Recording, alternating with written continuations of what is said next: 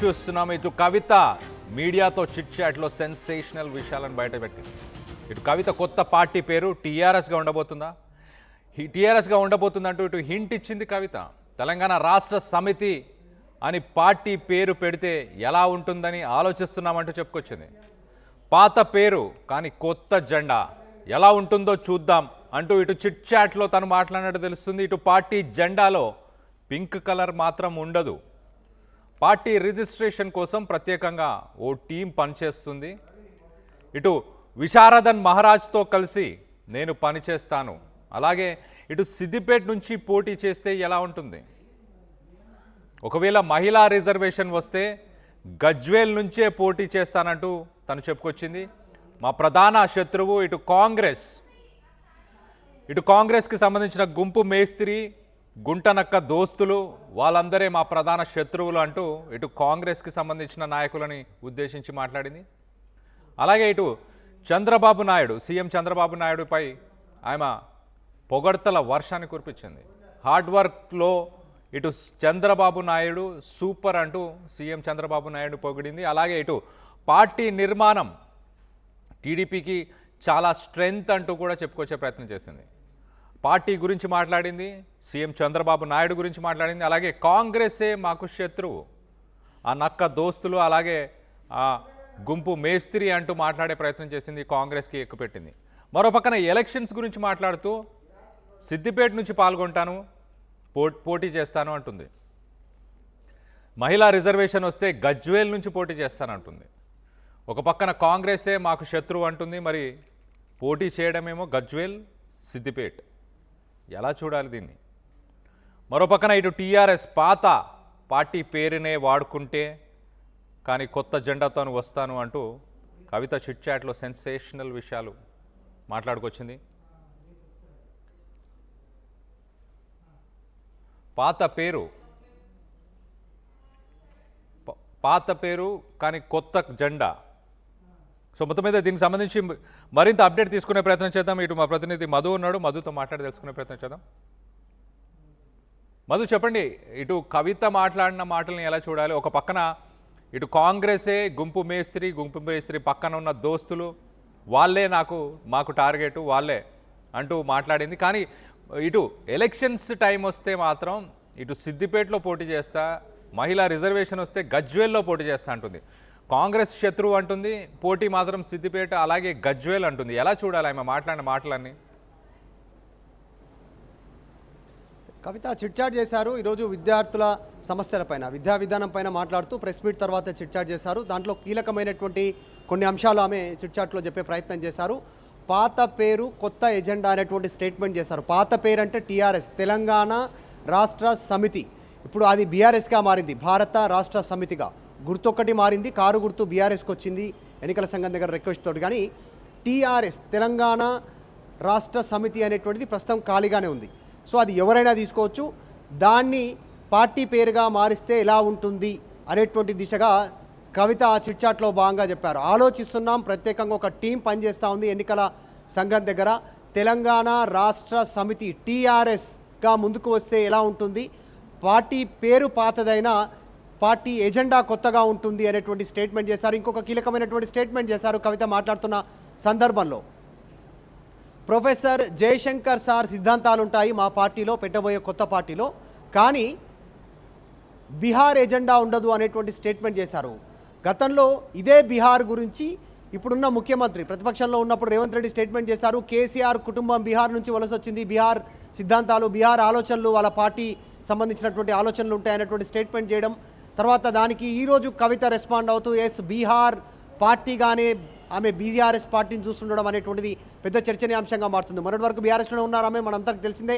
Party నుంచి suspend అయ్యారు, ఆమె ఎమ్మెల్సీకి రాజీనామా చేశారు, పార్టీ పెట్టబోతా ఉన్నారు. ఈ నేపథ్యంలో పాత పార్టీ పేరు కొత్త ఎజెండా, ప్రొఫెసర్ జయశంకర్ సార్ సిద్ధాంతాలు, బీహార్ ఎజెండా ఉండదు అనేటువంటి స్టేట్మెంట్ చేయడం పైన చర్చనీయాంశం అవుతుంది. మా పార్టీ జెండాలో పింక్ కలర్ మాత్రం ఉండదు అనేటువంటి స్టేట్మెంట్ చేస్తారు. పార్టీ రిజిస్ట్రేషన్ కోసం ఒక టీం ప్రచారం చేస్తూ ఉంది అనేటువంటి మాట్లాడారు. దాంతోపాటు పార్టీ ఆవిర్భావం రోజు అమరవీరుల స్తూపం దగ్గర నివాళులు అర్పించి పార్టీ అనౌన్స్మెంట్ కార్యక్రమానికి వెళ్తామనేటువంటి స్టేట్మెంట్ చేస్తూనే ఇంకా కొన్ని కీలకమైనటువంటి స్టేట్మెంట్ చేశారు. సిద్దిపేట నియోజకవర్గం ఒకవేళ మహిళా రిజర్వేషన్ అయితే నేను పోటీ చేస్తాను, ఒకవేళ గజ్వేల్ అయినా ఆలోచిస్తాను, అయినా నిజామాబాద్లో ఈసారి చాలా ప్రాంతాలు మహిళా రిజర్వేషన్కి అనుకూలం కాబోతా ఉన్నాయి. సో చూద్దాం పోటీ ఎక్కడి నుంచి ఉందో అనేటువంటి స్టేట్మెంట్ చేశారు. సో మంచిర్యాలలో గ్రౌండ్ ప్రిపేర్ చేసుకున్నారు కదా అంటూ కవితని ఆర్టీవీ అడిగినటువంటి క్వశ్చన్కి ఆమె నవ్వుతూ సమాధానం చెప్పే ప్రయత్నం చేశారు. ఎక్కడి నుంచి పోటీ ఉంటుందనేటువంటి త్వరలో చెప్తారంటూ స్టేట్మెంట్ చేశారు. కానీ ఆడబిడ్డకు ఓటు వేయడం అనేటువంటిది ఒక ఎమోషన్ అనేటువంటి స్టేట్మెంట్ చేశారు. అంటే నెక్స్ట్ ఆమె మహిళా సంబంధించినటువంటి అంశాలను ప్రస్తావిస్తూ ఎన్నికల్లో పెద్ద ఎత్తున ప్రచారం చేయనున్నట్టుగా తెలుస్తోంది. మహిళలకు ప్రధాన పీట వెయ్యాలి అనేటువంటి ఒక అజెండాను గ్రౌండ్లోకి తీసుకెళ్లే ప్రయత్నం చేయనున్నట్టుగా ఆమె మాటల్లో కనపడింది కళ్యాణ్. దాంతోపాటు ఇంకా కీలకమైనటువంటి అప్డేట్, ఒక మహిళను పార్టీ నుంచి సస్పెండ్ చేసి బయట బాడేశారు అనేటువంటి అంశాన్ని ప్రస్తావిస్తూనే మహిళలకు పెద్దపీట వేస్తూ సగభాగం ఉన్నటువంటి మహిళ పెట్టినటువంటి పార్టీకి ఓటు వేయాలి అనేటువంటిది ఆమె ప్రచారం చేయబోతున్నట్టుగా తెలుస్తూ ఉంది. అందులో భాగంగానే ఈ మహిళలకు ఓటేయడం, ఆడబిడ్డకు ఓటేయడం ఒక ఎమోషన్ అనేటువంటి స్టేట్మెంట్ చేశారు ఆమె.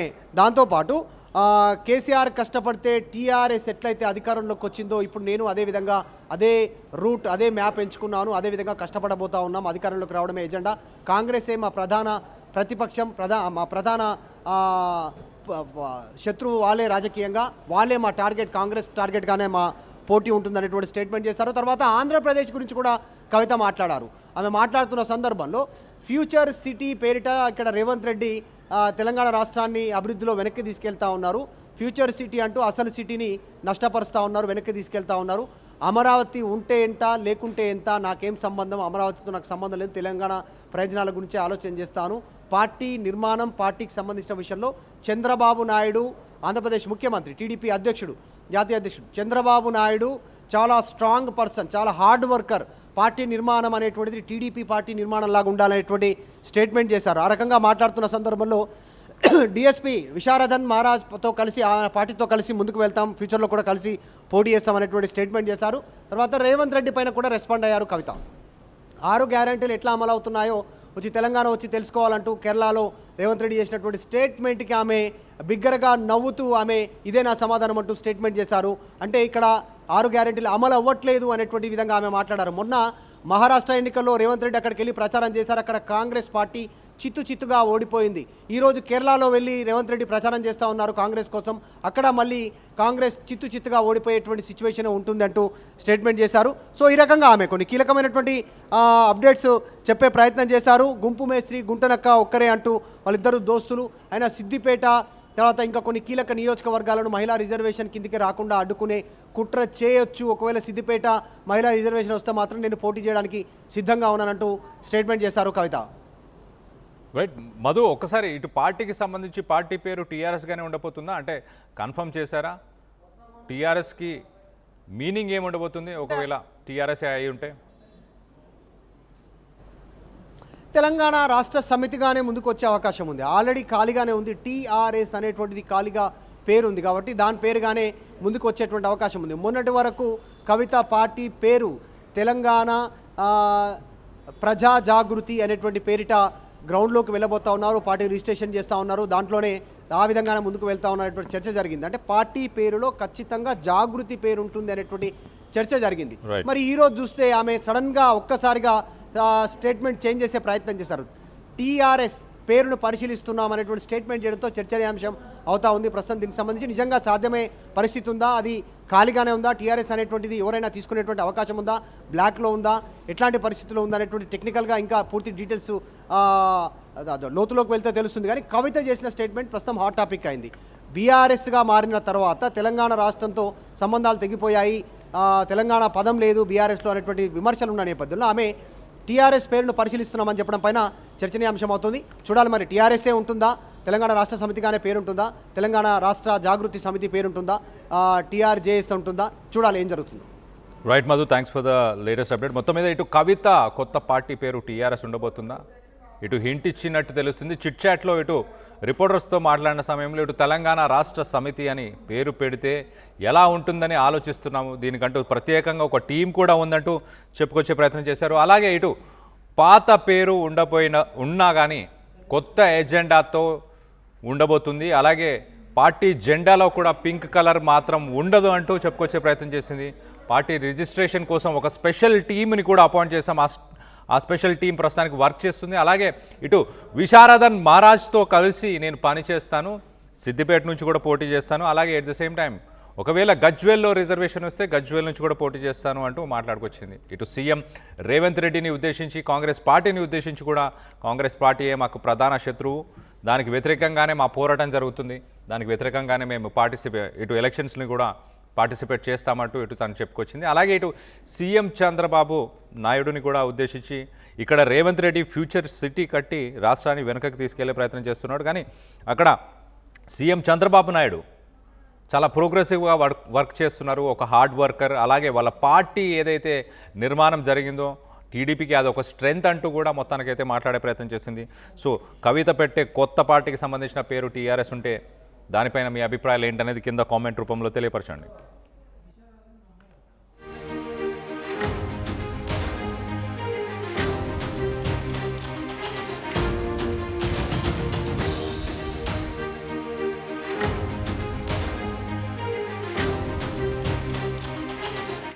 అసలైన తొలి వెలుగు.